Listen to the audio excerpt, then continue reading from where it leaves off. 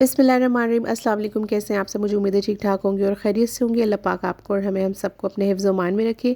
आज हमारे किचन में कोई खाने से रिलेटेड रेसिपी नहीं बन रही है, बल्कि मैं आज आपको एक शानदार सा तेल बनाना बताऊंगी जो कि हेयर ऑयल है और बालों की ग्रोथ में आपको बहुत इंशाल्लाह ताला हेल्प करेगा।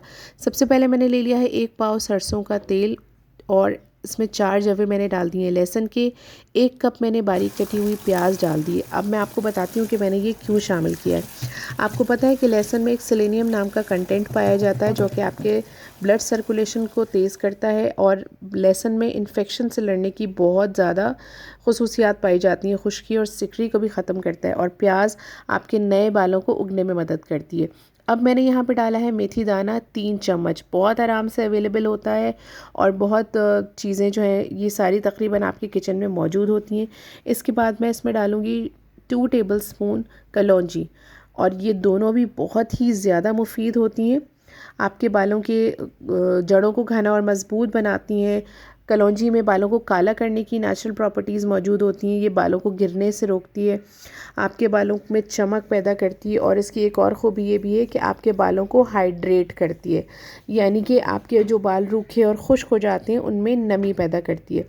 अच्छा, ये तमाम तेल बनाते वक्त आप चूल्हे की जो फ्लेम है उसको मीडियम रखेंगे और जब आप मेथी दाना डाल देंगे तो उसको लो कर देंगे, क्योंकि मेथी दाना जो है वो बहुत जल्दी जल जाता है और जब वो जल जाएगा तो वो आपके तेल को ख़राब कर देगा।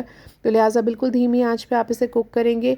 ये देखिए मेथी दाने का कलर मैं आपको दिखा रही हूँ कि ये कलर जो है वो ब्राउन हो गया है, लेकिन ब्लैक नहीं हुआ है। इसको इसी तरह से गोल्डन और ब्राउन होना चाहिए। अगर आपका मेथी दाना ब्लैक होगा तो आपके तेल को ख़राब कर देगा।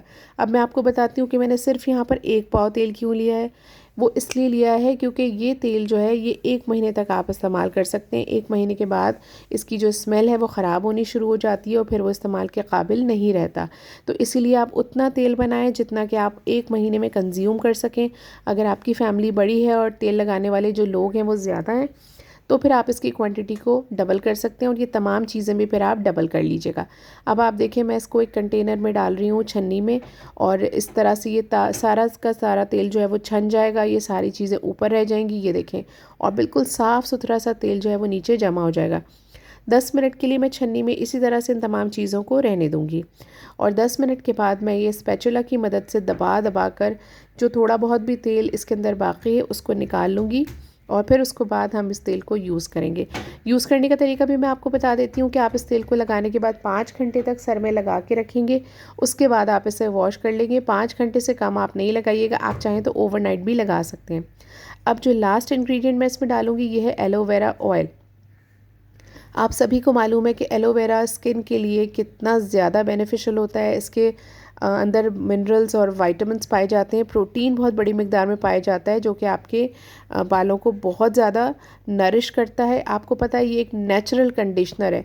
आपको इस तेल को लगाने के बाद किसी भी कंडीशनर को यूज़ करने की बिल्कुल ज़रूरत नहीं है। जब भी इस्तेमाल करना हो इस तेल को थोड़ा सा हिलाएं, बालों में 5 घंटे के लिए लगा दें और सिंपल शैम्पू से वॉश कर लें। आप बिलीव करें आपके बाल इतने शाइनी, चमकदार, लचकदार हो जाएंगे जैसे आपने इनको स्ट्रेट किया है। और अगर आप रेगुलर रूटीन में इनको इस्तेमाल करेंगे इस ऑयल को तो फिर आप ख़ुद ही देखेंगे कि आपके बालों में कितना ज़्यादा चेंज पैदा हो रहा है।